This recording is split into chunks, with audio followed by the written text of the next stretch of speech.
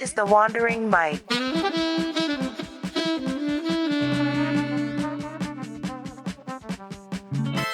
Welcome, everyone, to the Wandering Mike. Today I'm here with Concobhar, or as we know him around the hostel, Connor. Hi, Mike. How are you? Thanks for having me today. Of course, I'm good. It's a not too cold winter day here. No, it's quite nice today, to be honest, when you get out there. Yeah. It's an Australian winter day. It's probably better than some of our summer days back home, to be fair. We're lucky. Exactly. We were just talking about that. It's, yeah, you can compare him to, well, we were talking about England because I just had K in Yeah. here. But we're still human, so we are still complaining because we're now used to Oh, better. we will do that. Yeah. No doubt Okay. about it. Hard to please, eh? Exactly. Um, So today, I'm really happy to have you on as well, Connor.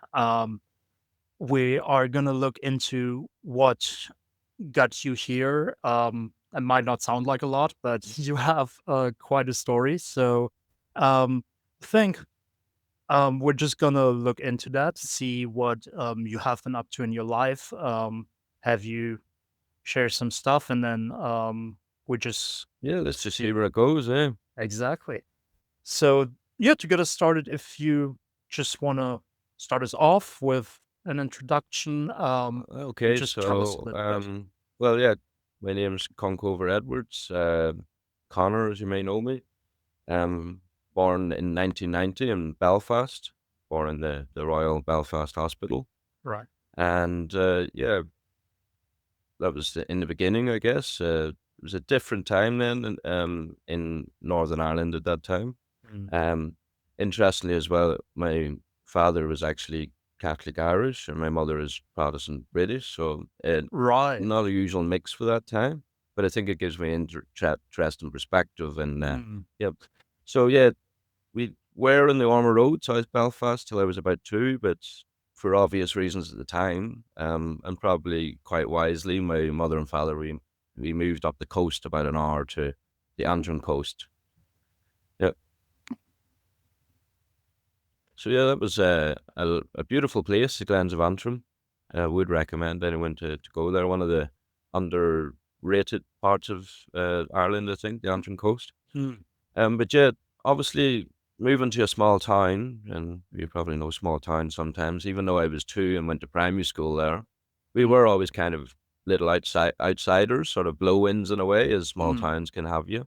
And I Right. think that was in later years played out a lot in terms of how much I then went on to travel, Right. because I didn't Right. feel completely connected in. So I was happy to Mm. go out and see what I could find in the world, find your tribe or your place or that kind of thing.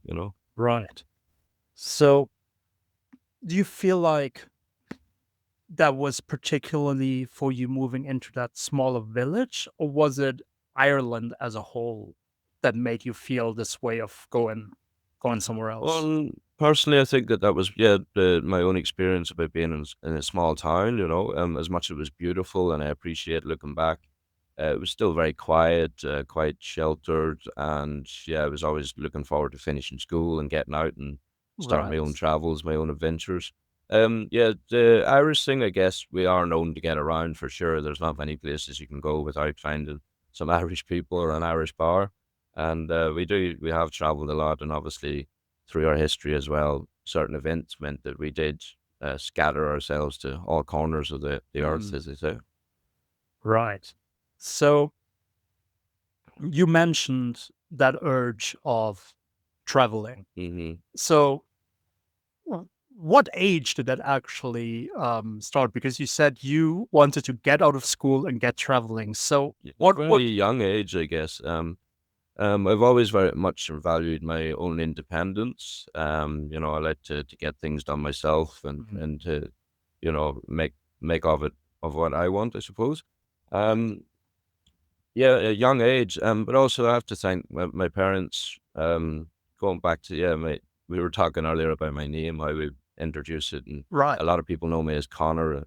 Concobhar is an ancient Irish name which means lover of hounds, Mm. and there's the reason why I bring, because I think I would have always had a dog, only my mother and father and my two brothers, we would travel a lot, so we never had a dog in that way. Mm. And I look forward to the day when I will, but in the meantime, it wouldn't be suited for the lifestyle I lead. Yeah. But yeah, we would go to, camping holidays.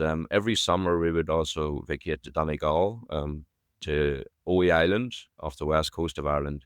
And that was off the grid. So really a perfect place for young children to grow up in. Right. A bit, I suppose, not conventional. I wouldn't have, when a lot of my friends were growing up with computer games and TVs and all that Mhm. boom in the 90s and noughties, I Right. was still out there enjoying playing on the land, learning on boats, fishing, swimming, this kind of thing. My first traveling I did on my own was I was 15, and it was just a summer. I've been working cash jobs and gathered up a Wow. bit of money, and I thought to myself, well, what will I do with this? And I'll go on holidays. And so I went to Italy for 2 weeks and spent time in Florence and Rome. And that was the first solo trip I had when I was just 15.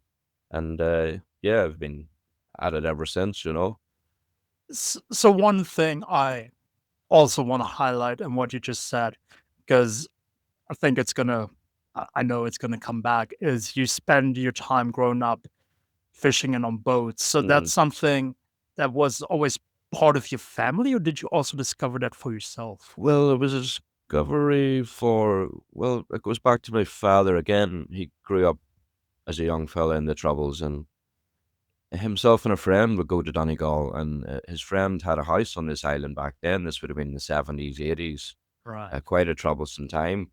And they were just very lucky to get away from it all, not get involved in what was going on, really.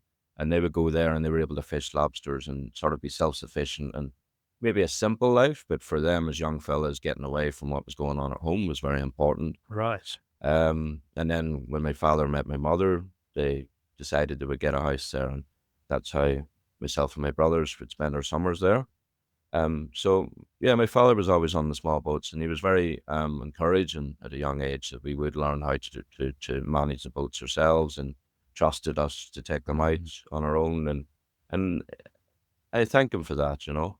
Yeah, it's some people I understand can get held back, and Yeah. parents are worried, and that's understandable. It's natural for a parent, but I think sometimes you just have to let people find their way, you know. Yeah.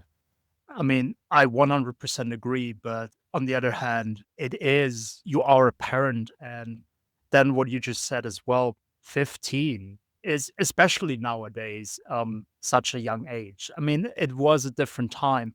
The interesting thing about that whole story is that we need to keep in mind when you say you went on your own at age 15 to Italy. So this was 2005. So Hmm. completely different Yeah, times, yeah. completely It different was a times. different age, and I've often said, I mean, I guess, well, I'll be 35 at the end of the year, but I've always valued those sort of 10 years up to 2000, early 2000s. It was a very different time. Yeah. And I think I'm thankful I experienced that, you know. Yeah.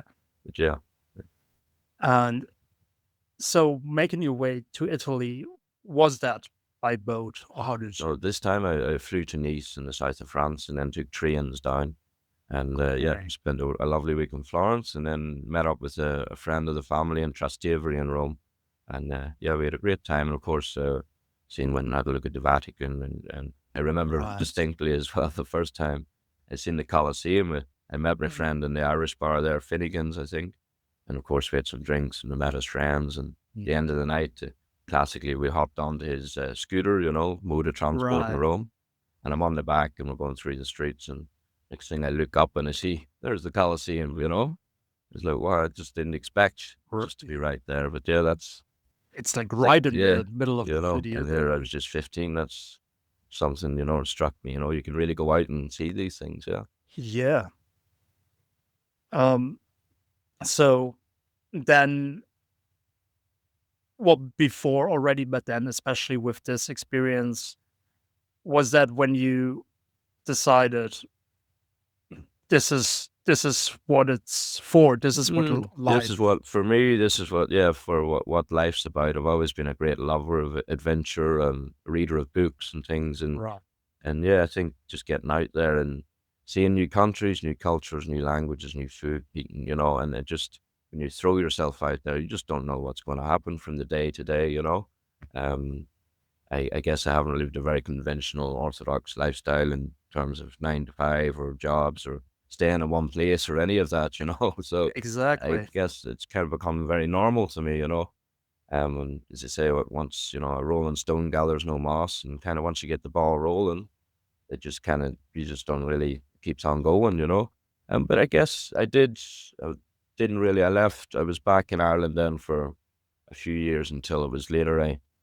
I suppose in a way I fell in love and we moved to Berlin together. Where Right. so yeah, that's when I moved to Berlin when I was 19 and lived on there on and off pretty much for 9, 10 years there. So that was a long time living away from home again. Though Berlin, center of Europe, perfect place to make a base and to explore other parts of Europe, which I did, and also went over to the States and I went to India, to Cuba, to many places, I guess. Quite a sort of eclectic mix of places, but I guess it Yeah. gives you interesting experiences then, you know, different perceptions. So, um, you told me that you been to Berlin. I honestly didn't remember it being 10 years. I thought you've been there for a bit, but Yeah, I first moved there in 2011. And I was there. I guess I left for a year at one point around the States, and I was eventually there up until 2019. So yeah, I guess from 9, 8, 9. right. Yeah. No, quite some time indeed. Oh yeah, it's a second home for me. You know, I've got a great love and feeling for that place. And um again, the whole timeline to me, especially because I'm 30 years old, so I'm living kind of the Yeah. same timeline you have. To me, that's a super interesting timeline as well, especially also knowing how Germany developed and how I never lived in Berlin because Mm, I'm from the south. So mhm. I guess an interesting question as well is how did you see the development of Berlin, the city you It love is a to live in? fascinating thing, you know, how Berlin changes, and it's always changing, and always did change. And I Yeah. remember even when I first got there, you know, people were saying, "Oh, it's changed. It's not what it used to be," you know. Right. And then I guess I witnessed that myself.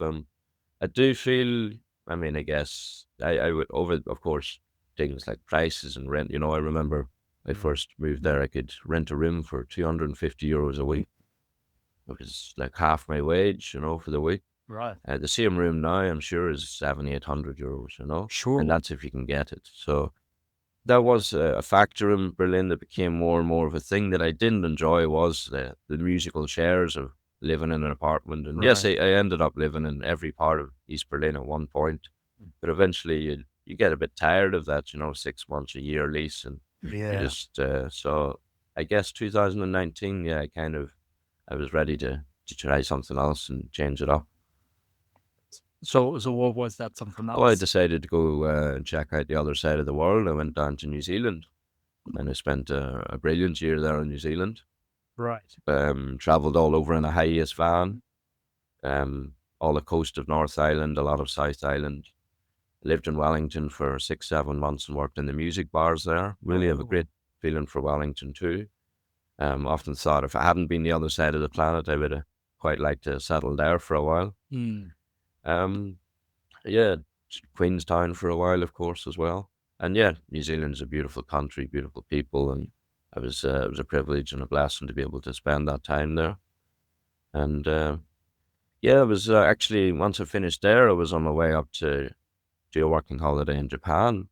Oh. But I thought I'd hop off to Australia for a few months. My brother was here at the time, and Mm. just for a while. And of course, then that's when COVID kicked in. That was February, March 2020. Right. And the whole world changed then, I suppose. And I ended up staying in Australia for almost 2.5 years, and it worked out well. Like as many people had different COVID experiences because a lot of the backpackers had got home. I got a pick of work, and I was able to. I had a car. I bought a cheap car, Mitsubishi Lancer 2002. Bought it for $500 and a box of EB, and I ended up driving that for 30,000 Ks over mostly Queensland and the Northern Territory and just seeing a lot of the country. And I felt very lucky because, of course, most people were quite restricted in where they could be and go at the time. Yeah. I get. I guess that's the thing as well. You hear, especially now that I've been in New Zealand and Australia as well, and these are the stories you hear about the COVID times. It's either people's plans have been crushed by it, or they were kind of happy to already have been there and kind of get the privilege of Yeah, if you were in experiencing. the right place at the right time and you embraced it, it was a very special time for a lot of people too, depending on where they were. Yeah. Um, the way it worked out in Australia was grand, but I did miss. I think if my visa in New Zealand had been a couple more weeks, I could have got a longer time there. Right. And plus, they looked after everybody the same. So Mm, being an Australian, not an Australian citizen, I wasn't entitled. I had to work. right. So, which is fine later on, but for the first few months, of course, very difficult. But yeah, you work around it. Um, so yeah, the interesting thing of what you said as well, then about New Zealand being on the other side of the world. Um, so when you were in Berlin, just to take us back, was that a very elemental part of the thinking as well, that it is quite of a good location strategically because it is in the center of Europe? Did that like Yeah, go look, into it? honestly, at the time, like I work in hospitality. I work as Yeah. a bartender, and in Berlin, it's working in bars, and it's very much of a party place. Every day became Saturday, and I Right. enjoyed all my 20s like that, and a great time, of course, but not sustainable. And so it did come to a time where I was looking for a change and maybe somewhere to go. And I just wasn't. I was, filtering around the continents of the world as we went to, Yeah. and but it was actually a good friend, Max Hess, who comes down from Franconia near Miltenberg. He was Right. going to New Zealand and he mentioned the working holidays. And at this point, I was maybe 27, 28, a bit more. And I never really was aware of working holidays or Yeah. understood the concept. And so, yeah, I took him up on that idea and we did travel together for a good time. But yeah, Max sort of just the New Zealand idea. He just mentioned it one day and it was somewhere I hadn't considered. And I was like, oh, that would just sit it down to a T. And yeah, a real change as well from, I guess, the lifestyle I was leading in Berlin and, to a much more relaxed, calm, and wholesome sort of a place as New Zealand. Yeah. Definitely. And just to get the whole timeline covered as well. So you were saying when COVID started and you spent like 2.5 years in Australia. So if my math is correct, that doesn't get us to 2025 No, it yet. doesn't. No, there's so while so I guess that's where the sailing comes in. Yeah. Um, while I was here in Australia, I would work a lot of the outback hotels, 3, 4 months, and then I would take a few months off just to enjoy the country. And I ended up Mm. down in Early Beach, the Whitsundays, Right. staying at a hostel there for a few days. And I noticed an advertisement for 3, 4 days of a sailing cruise through the Whitsundays and Mm. a reasonable price. And I thought, why not? Sounds like a good idea. So off I go. Now, bear in mind, although I grew up on islands and small boats, I've always had a big respect for the sea and possibly put sailing on a pedestal, for the Mm. more off folks. And Yeah. it was something I hadn't experienced before. But on that 3, 4 days in the Whitsundays, I really fell in love with it, I suppose. And I could see the young crew that were working the boats, what they were doing, and realized that I would be quite capable myself. Mm. And the guy who did it, he used to be racing on the Hobart to Sydney races. A fella Oh, called Malcolm Robertson, real good guy. He was doing a crew course as well, and by the IYT International Yacht Association train. It's internationally recognized anyway. So I said to him, look, when I get more time, I'll come back. So a year later, another round, I went back up to the NT and down and round again. I went and did his course, and then when I was back in Europe and Antibes in the south of France, I did mm.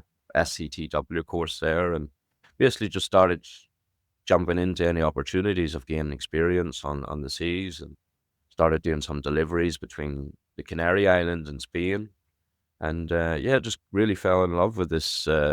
Sort of opened a new door for me that I hadn't seen coming, and a real passion. And I've enjoyed also the potential that, maybe I wouldn't be bartending forever. So it's nice that I Right. might be able to sort of put another feather in my cap, another skill to have. And I've been doing that. And that led up to, I suppose, about this time last year, no, earlier, it would have been about January, February, March, April. I got the opportunity to do a delivery from the Caribbean to Right. Scotland across the Atlantic. And so I ended up going down there, yes. But as it turned out, one thing led to another, and I ended up doing that. As it turned out, one thing led to another, and I ended up doing that as a solo trip. So Right. I sailed 35 days myself across the Atlantic to the Azores, where I then met the owner of the boat, and we took it up to Ireland. And yeah, a real trip of a lifetime, absolutely. One of the hardest things I ever did, of course, but an experience that I'll cherish forever for sure. Um, so yeah, and then that brought me back to Ireland for a few months, and then I was sort of getting itchy feet as I tend to do, and I knew that I had to use these visas, the working holiday visas, up before a certain age. So Right. I thought, hell, I'd never been to the west of Australia, and I'd heard Mhm. great things. So that's what brought me back to Perth. January this year, I arrived, and then on to Fremantle, where we are now. Right. Um, so I definitely want to spend some time on the sailing bit of it all, and also the Atlantic crossing, because um it must be so different. But I want to step back a bit first before we talk about that. But Mm. it's just, yeah, it must be like open sea must be so scary. But we get there in a sec. Um so you had this thing in your upbringing, where you were in nature, where you, like you said, you had that respect as well, but you had that experience a bit as well. Yeah, And the island is surrounded by, it's on the northwest of Ireland, so you have the Atlantic Sea there. If you were to go off the back of the island, the next stop would be Iceland or Newfoundland. So mm, you have that, and you're surrounded by it. And I've seen the power of the sea, sometimes, although the crossing from the island to Ireland could only take 10 minutes, at times we can be stormed in for weeks and months, right. just for if the wrong time of the year, the sea gets Mm, going, and that's it. And yes, of course, an unforgiving thing too. You've always you grow up with fishermen stories and all sorts about things going wrong, and yeah, it's not something you really, in a way, I grew up learning to play around with, right. which in a way, maybe sailing boats, it's not really play. Like you got to know what you're doing, but it is, in a way, it's a lot of fun. But you are at the end at the will of nature. Like, Mm, no matter how much you know what you're doing, Oh, I for sure. reckon. Yeah, yeah. So take us into that moment though, for a bit, when you then did the course, did the Whit Sundays, and basically discovered sailing. Like what Yeah. was it especially that drew you That to was it? a very, like, I mean, I guess I'd always been up until this point quite just sort of happy-go-lucky kind of a person, and I've never been a great one at sort of setting out goals, because I like how I go, and Yeah. things take care of themselves, and I never, I'm not sure anything really grabbed me, just like the sailing did, and Hmm, straight away it was quite a nice feeling to have this direction, because there are, courses and levels you work through and right. experiences you need to get, and it was just a door that opened that I've been, really enjoying, and it's nice just to have that something to drive towards. So then, before we now get to the big one, then you started doing deliveries for people. Again, for me, it's just it really, because I have no idea of the topic. Is it there a lot of fear and respect? You're responsible for this sailing boat. Yeah, well, I mean, up until this, it didn't really happen overnight per se. Like, I mean, it happened over 4 or 5 years. I worked away. If you had asked me, 3 years if I was going to do this, I would have Mm, said you're crazy. right. So it just kind of happened in stages. Um, the deliveries between Spain and the Canaries where I was crewing with other people. Hmm. We then did a two-handed sail from Malaga down to Fuerteventura. That was a fun one. Um, I helped a French family sail from Ireland. We were going to Portugal. Oh, So yeah, I just kept building up on this experience, right. and remember when I did initially set out to do this Atlantic crossing, we were going to be a few of us, and just Mm. for one thing, different events led to another. But we have been sailing around the mostly Carriacou and Grenada Islands in the south of the Caribbean, and for a few weeks, and I got really sort of liked the boat. I got confident and comfortable with the boat, and the owner was also could see that, you know, I handled it quite well, and he just said, "Look, if you want to get your own crew together, I'd be happy and trust you to take it up." Mm. And, I had to give it a lot of thought, and I did interview quite a few interesting people and experienced people too to go on the trip. But Right. in the end, simply because I hadn't done an Atlantic crossing myself, and this was west to east, which would be considered more the difficult crossing rather than west to east or east to west, which I hadn't done either. Mm. So I just thought in the end, I knew that I didn't have any time limits, and this is a big thing when you're sailing. You don't want to try and push through bad weather or something like this. So I Mm. didn't have this pressure, and I didn't want to take responsibility for other people's lives at that point. So Right. after a lot of thought, I just thought also that when would you get another opportunity like this in life? So Of in the course. end, I went for it. Of course. So, um, yeah, so you basically then set out all alone. Um, so basically, just so we understand as well. So the agreement basically is the owner, then he knows you, he trusts you, and he basically just says, get it there whenever because there's no time Exactly, pretty constraint. much. That's exactly pretty much how it went. Yeah, so there was no, and also, I mean, this was the perfect time of the year really to cross. Mm, I had a lot of very important equipment with me as well. I had the benefit of Starlink, so I could get the weather right. forecast regularly, 10 days in advance.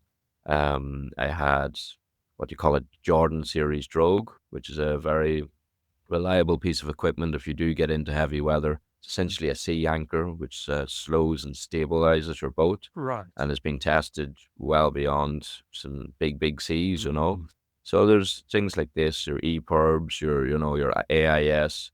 There are things you put in place to make sure that you give yourself the best chance, absolutely. yeah. But also, you do go out there fully aware that you may have to step into the lifeboat at some point. You can't go out there ignoring that fact. Yeah. I mean, and obviously it sounds like you definitely didn't ignore that fact because you just said you didn't want to put other people's lives at No, risk. I So you knew were that well aware. yes, that this is quite a serious endeavor. Absolutely. Um, so this might be a stupid question, probably is, but so these I'm sorry, was it 45 or was it 35 days? 35 days 30. from when I left Grenada to when I arrived in Horta in the Azores. Now, normally you could do this cross in maybe 28 days or so, but I did go through what the area in the Atlantic called the doldrums, where there is no wind, Hmm. and I knew this would happen. And nowadays, a lot of people with enough money would just motor through and Right. maybe do it in 2 days, where I was trying to make this trip as efficient as possible and also with a no time limit. So I sat in the doldrums for about a week. Right. So, and that's where there was like literally flat calm. At one point, I actually got off the boat and swam around it. It would have been 20,000 feet of water under me.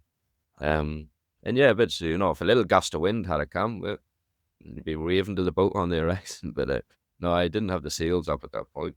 Right. But yeah, a surreal experience, even though I knew that I was getting into it when you're sitting out there in the middle and I think I was making maybe a couple of miles a day, at least in the right direction, which if I had been going a Mm. couple of miles backwards, that would have been. Um, but yeah, I just enjoyed cooking and reading and waiting until the winds came and enjoyed that time when it did happen as well. It was a real experience for sure. But yeah, when you're out there, it is almost it's just so much sea and sky endlessly. You know, the expanse of it is so epic. Of course, you enjoy the stars at night, or the best you've ever seen, and sunrises and sunsets, and that's you know, it is beautiful out there too. But also, there is something surreal about it too. You know, it's like you went to the edge of the world or something. You know, Yeah, that that's a question I wanted to ask. So these 35 days, um, have you seen land at all? no, You I didn't see haven't. any more land. I seen a couple of boats in the first week. After that, there was one bird followed me for about 2.5 weeks. Oh, And I was, you know, it was nice to have the company every morning. It would fly around the boat sunrise and oh then wow. disappear off, and then at sunset would come around, fly around the boat. And yeah, after a while, I was worried in case it was going to try and follow me all the way because obviously it was native to the Caribbean, but it did Right. peel off eventually. And apart from then, nothing until one day I had a juvenile Eleanor falcon stopped off on the boat. Well, it must have lost its track because I think they migrate up through Africa, and I would have been 2,000 miles off the coast of Africa. So obviously, this bird must have been flying for I don't know how long. I Right. found a little bit of an oasis on the boat, and it stayed there and rested for 24 hours and took off again. Yeah, that was about the most life I seen. That's a crazy story too, because especially it being the only life you see, you must have, I just imagine, such a different connection to that bird than you would just see a bird here Oh in yeah, for Fremantle. sure. Yeah, yeah, for sure. And just the characteristics too. I mean, if I looked up later at the Eleanor Falcon, I think they're quite a brutal bird of prey, you know. Oh, So and it made sense in hindsight because the thing wouldn't really did not take its eye off me. You know, it was really quite. It was like, okay, you keep that side of the boat, I'll keep this side. right. um, yeah, I did. I think I did attempt to leave some water and food up, but it didn't really seem interested. It didn't want to eat while I was watching anyway. Right. Yeah. Um, so how you mentioned the freedom part, and I can only imagine like the thing. I mean, if you had to rank freedoms, like if there's a tier to it, I mean, this must be Oh, like for sure. right up I there. do think, and I've often said that the oceans are one of the last places where you can really go out and feel that sense of just nobody. You are your own. You're running. You're doing Yeah. this all on your own. You know, nobody. You know, there's no one there to overlook you, or it is. And yeah, it's there is something really. If you're a freedom loving kind of person, then yeah, sailing around the world is definitely up there in the top Yeah. percentile. Um, so the other side of that though is like you've alluded to as well. The I mean, I guess it is repetitiveness. It sounds a bit bad, because it's but yeah, it's the just the vastness of it. Because do you um do you see differences in the landscape when you basically like when you make your way from Portugal to Germany, for example, you go for Spain, you go for France, and you arrive in Germany, and all the way you see, okay, now I'm in Portugal, now I'm in Spain, now I'm in France. How is that for a Yeah, you sea? don't. Yeah, obviously on the ocean, and especially at that time of the year too, at a very consistent wind, the same direction would have been sort of similar waves direction the whole way. And yeah, so it was almost like yeah, some of it felt like Groundhog Day, you know, like Yeah, no, I can you imagine. wake up and it kind of one day would blur into the next, you know, because especially running the boat, so you sort of go through emotion and you you become very much at one with the boat too, very attuned with what's going on, what needs done, what needs maintained, and yeah, you go through emotion. But yeah, ultimately, like you just the expanse of it is. Uh, I don't know how to even describe that feeling. Mm, until you have it yourself, you know. yeah. Um, and yeah, it was just sometimes you're just out there, just thinking, just about how insignificant you may, be in it all, you know. Yeah. Uh, yeah, but I guess that this is why we do these things, you know. It puts you in an unnatural sort of an environment, and it prompts you to feel and think in all kinds of ways. I guess because that's the feeling I have never I mean, I have been on a sailing boat once in my life, with a friend of mine that his dad, he has a sailing boat and he took us out on, the Chiemsee, in the south of Germany, which is like a little lake, that we go to a lot Yeah, for. there's a lot of sealing is massive in Germany, all kinds of lakes and freshwater. Like it's really, really big. Not even just up in the ocean, but yeah, you've got so many beautiful Just a lakes lake. through the country. Yeah. Yeah, so, definitely one of the best days of my life just Hmm. being out on that lake. Yeah. Look, um, it's just I think it's something that everybody loves being on a boat, don't they? But there's something about the adventure of it, the sailing too. I think over the motor is something to be noted. There's nothing I love more than you motor out of a marina or a harbor, and then Mm. you just turn that off and just let the sails take over, and just the sound is so peaceful and yeah. Um, but yeah, I think it's probably just goes back to our childhoods as well. You know, everybody wants to be on a pirate ship or or Yeah. just sail in the ocean and just being on the water. I think as well. I think it's being with the sea and everyone loves to go out for fishing or it's there's something there. The relationship with human beings and the ocean is time memoriam, isn't it? Really? Yeah. Um, Another thing that just came to my mind when you were talking about like Groundhog Day and every Yeah. day kind of going through the motions. I genuinely am curious, how does one, especially if you don't have a crew, if it's one person, how does one go about sleeping? It's a very common question, and a few of us have tried to explain it.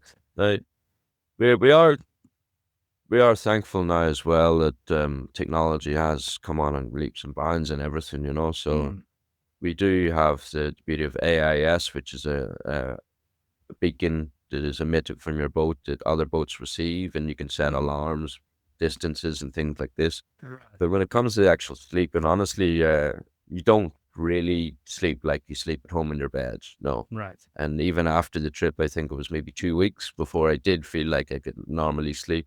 And Wow. it's a lot of catnap and a lot of small sleeps Mhm. and never really deep sleep. And as soon as you feel like a certain noise or a certain vibration or feeling or something that's not with the really steady motion that you want, you're quickly awake and alert to that. So yeah, you kind of I would actually be more I'd never sleep at night, so because that's where you want to be most aware. So Right. and I also enjoy the night watch most with the stars. So if I did most of my sleeping, it would have been during the middle of the day when the Right. sun is up, it's bright, you're most visible.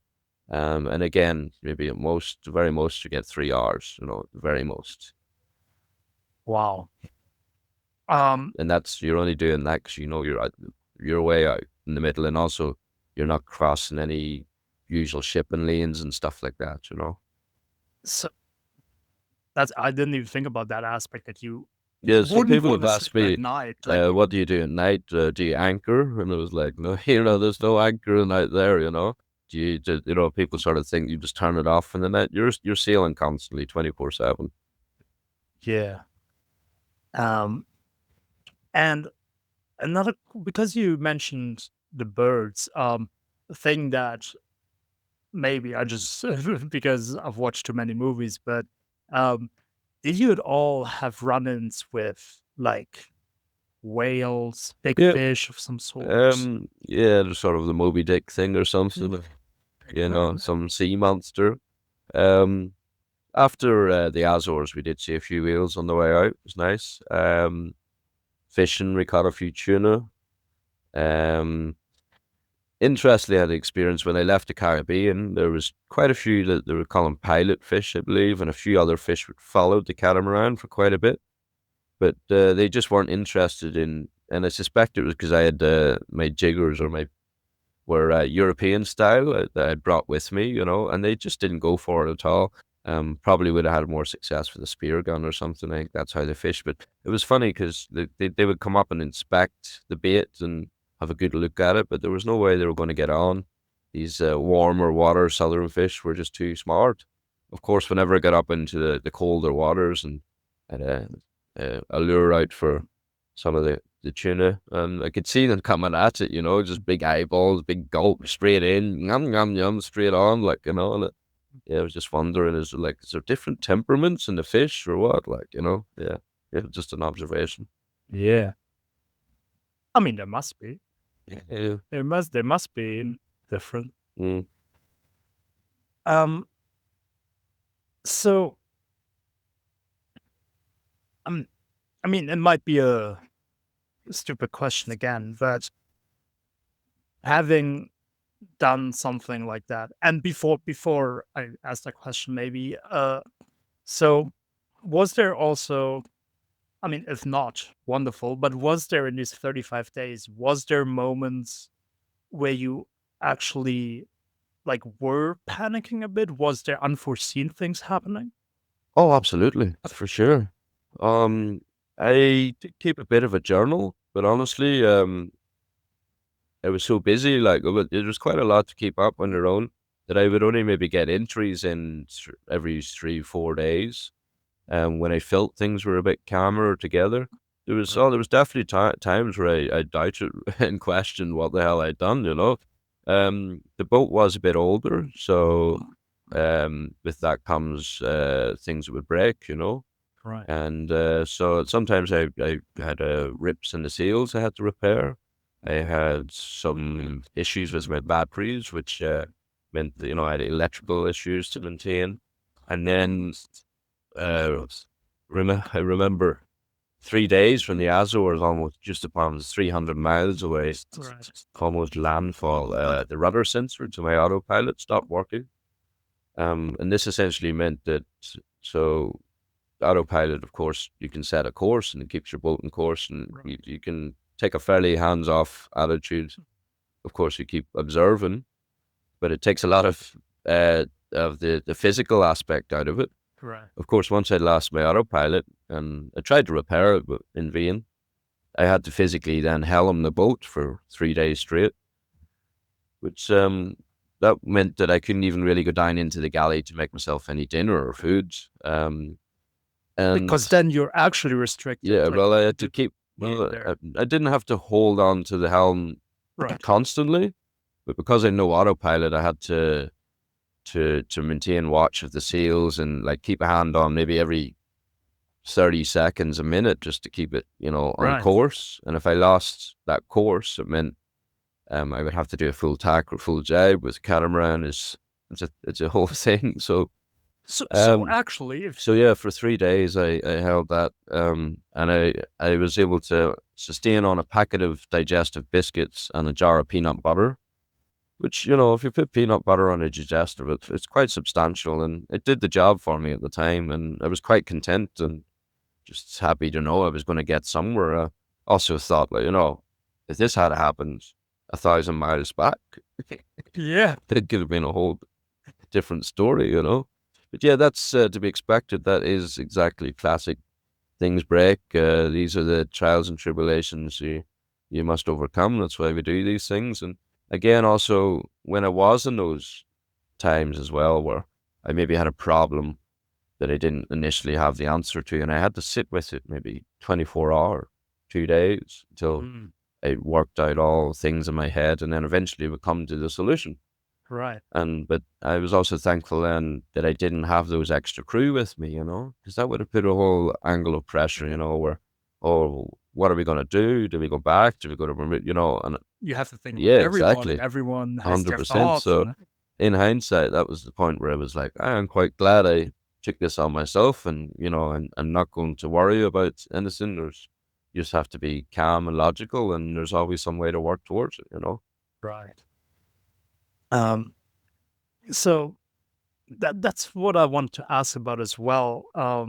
When you were saying like things break and you have to fix them, and then with the autopilot, you couldn't fix it. Um, there must be tons of preparation for because you can't just go like, "Oh, this is broken. I'll just stop at the next gas No, station." You need to still. pack everything Yeah, yeah, for you have that. to you pack as many spares as you can. You think about, as many tools and, you take a lot of books and, you do try and prepare for absolutely every outcome. Even it just reminds me as well. I think about 30 miles from the Azores, like in the coach when you're just right there after maybe doing 3,500 Yeah. and there was the last few miles. And I went to start my engine, to get into the last bit. Mm. The wind had dropped. I'm like, okay, here we go. First landfall, 35 days. And I start the engine, but it's not pumping water, which this means if you maintain, if you keep the engine on, eventually the engine will blow up. You can't have it without pumping water. Right. But it's quite a sort of a simple system with an impeller and, pulls the water in, pumps it through, pumps it out. And I start going through it and along it and trying to think of what's going on. Why is it not working?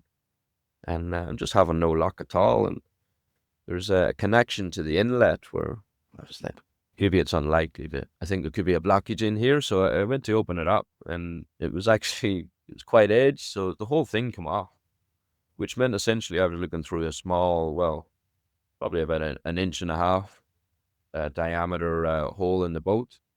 Oh, Blue Azure water through it and a jet hitting the top. So at this point, I am tactically thinking, like, well, right. here we go. It's coming in quite fast. You can't, this is the thing in these, you cannot panic. You can't. And Right. as you say, the preparation, I reached down and where I'd put 35 days previously in Yeah. the Caribbean, I put the little wooden plugs Right. for these eventualities, and I was able to, that's what that's there for. Bang, boom, leak stopped. Okay, carry on. But yeah, for that there was about 20 seconds there where you're seeing a lot of water coming into your boat at a high rate, and it's like, oh, here we go. I can't even I I I know that I wouldn't go like, "Oh, yeah, that's where that is." Oop. Yeah, well, I suppose I've always sort of been a cool, calm head in the chaos. Yeah. Yeah. Um, so especially after those stories now as well, the question I was gonna ask, and I'm gonna ask a bit provocatively, but Hmm. I mean, so you've been through this experience, 35 days, most freedom you've ever experienced, a lot of challenges, but you did overcome them, like great experience. How does one go back to normal life? Hmm. Yeah, it's a good question, and I don't know if you really do in a way. There's that. I mean, honestly, I tell you now, I want to go out there right now. I want to go Right, back right out there tomorrow. right. But you gotta. I've got different things going on at the moment. But yeah, I am working towards. To recently, I was up in Darwin talking to a friend about a possible sailing trip from Mm, Darwin up to Vietnam via the Philippines. So right. it's only a matter of time before I do get back out there. You do. It is like the first few weeks in the Azores. After that, I guess just eating like a sit down meal and stuff like that was an experience, and it did take a while to adapt. And I don't think I don't think that experience will ever sort of leave me. And I think I'll probably do more like it, to be honest. Personally, yeah, it was probably some of the best. I really felt like I was where I was supposed to be, doing what I wanted to do, um, living my life to the fullest, I guess, in those moments. Yeah. And yeah, I would like to do more of that, I guess. Yeah. I don't think, yeah, you don't really, you don't really go back after an experience like that. No. Mm. Yeah, I can only imagine like this from the stories you told me, like, you really took us really close to it, which I really appreciated. Like, you can really I had I pictures in my forgot to head. mention too, when I did keep the journal, and I never really looked at it till a few weeks after I come home, when Right. you can really see the progression of like, okay, here we go. This is a lot of fun to like, Yeah. okay, we're in it now and this Mhm. and you can really see the sort of the travel of the mind that went through that experience. It's pretty cool and glad to have those. Yeah. Yeah, that must be in hindsight to go through that Mm, again. I mean, that's the cool thing about journaling in general, but hmm. then At the especially time, you don't realize the relevance. When you look oh, back, you're like, okay. yeah. Um, so with your lifestyle, or well, with your like sense of adventure and just trying to live to the fullest, whatever that means at the moment, Hmm. you never really know. Um, with you knowing that you enjoy sailing, though, is there a part of you that is thinking of like settling down somewhere to maybe that stability giving you more opportunity to then do these sailing things as well? Well, no. No, that's cool. No. I have a sort of a rough plan in the future that I'm working towards, and at the moment I said working through these working holidays. There's Right, possibly a bit more time in Australia, possibly some time in Canada, but right. those opportunities do finish up in the next few years. And Mhm. looking ahead to that, I have been sort of playing with a really nice idea that I recognize as much as I love traveling. You can't keep leaving pieces of yourself everywhere, you know? You put Mm, your time and energy into something, you build it up, and then turn your back on it and walk down the road. mm, You do that enough times and you realize it's not sustainable. So, a healthy medium, I suppose I propose, because a lot of my travel is also to do with I hate winter. Sure, I'm always mhm. chasing the sun. Yeah. Um, so I sort of thought in my head that I could in the future, what might be a real nice plan and be for myself anyway, is that I would spend 4 months of the year, May, June, July, August in Donegal on the islands. It's the summer months there. Mhm. And then I come down south to the Canary Islands where I've been spending on and off the last 4 or 5 years time in Fuerteventura, working bars there. And it's also good weather yearly round. And around November, December, a lot of the boats from Europe come down that way to sail to the Caribbean for Christmas. Mm, And so that would be perfect timing that I would jump in with other crew or help out and get myself over there right. and then help on charter boats for maybe the months of January, February, March, and April in the Caribbean. It's a perfect season there again. April is the time where you go back to Europe, the crossing, which I did. Right. So essentially, the wind goes in a clockwise motion around the Mhm. Atlantic. And so that's why you come south in Europe to the Canaries across and then back around. And it's the time of the year too, is you do the east to west, November, December, January, and you do the Mm, west to east, April, May, June, right. June, yeah. So bearing all this in mind, it would mean that I'm spending time at home on the islands, the Canary Islands and the Caribbean. I'm still traveling, I'm still moving, but I'm still crossing over the same places. So that time and energy isn't not necessarily lost. Yeah. And also doing this would mean that it would be forever summer. I would have cancelled winter out of my life completely. That'd be amazing. I Oh, think that'd be worth $1 million anyway. Yeah. I'd immediately sign up for that. So yeah, that's yeah, and I'm working towards that. I've been sort of putting some roots down in Fuerteventura the last few years. I know the island, Donegal will always be there for me. And yeah, the Caribbean, I spent last summer was, I mean, it's idyllic, you know, it's tropical islands and warm azure waters and brilliant fishing and food and people. And it's, uh, it's a lovely place, it's a part of the world to spend time in, absolutely, you know. But you have to be on a boat there, no question. You have to. You have to, or else, well, unless you want to get stuck on one island, but Fair. So, um, no, but what you just or described rather, really sounds like the perfect plan to reconcile that, like you said, that walking away Yeah, from places the because balance between, I guess, being settled and traveling. And, I know that I've tried to stay places, after 6 months. I know a lot of people be like this, 6 months, 12 months, you get itchy feet, where to next, you yeah, know? So, and I think that that can be innate in humans too. I don't feel it's almost natural for people to stay in one place all their lives, really. I do think we are like seasonal beings, to move north and south with the seasons or things like this. Or we are a nomadic people, so I think that that's almost natural in a way.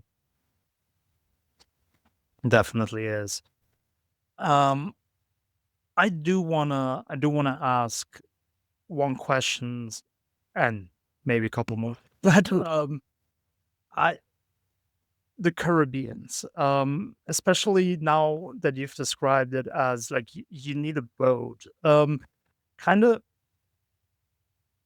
does it feel like a different world there because it seems like so far removed, kind of, like you've got your own little.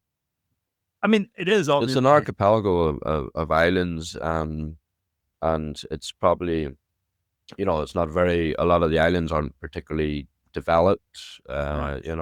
It depends which islands you go to, but some of it's still very old worldly, rustic, Mm, simple, basic. But you have the beaches, the foods, everyone's having a great time, mm. it's the Caribbean.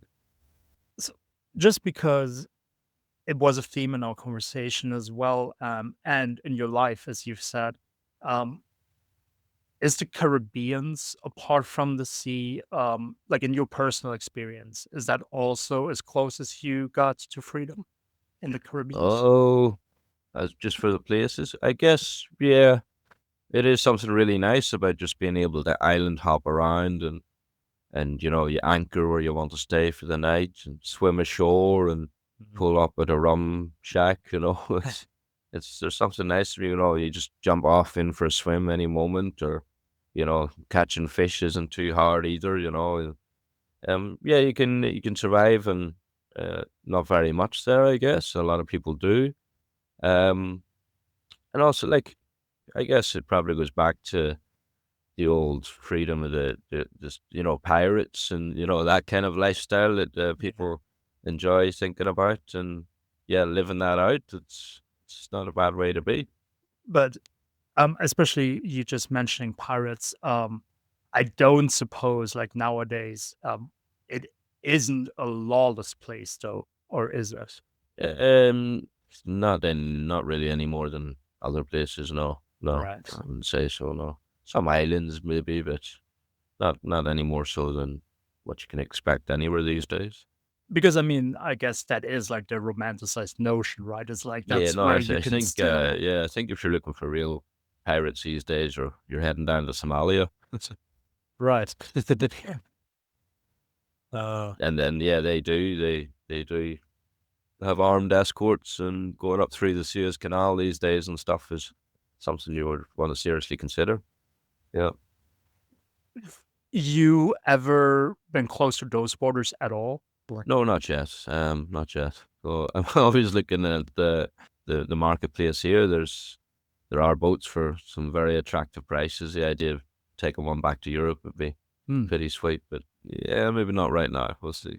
right. Otherwise, it's around the Cape of Good Hope, which Mm, is also, ah, you never know what's going to happen in this life, to be honest. that's true, and that's why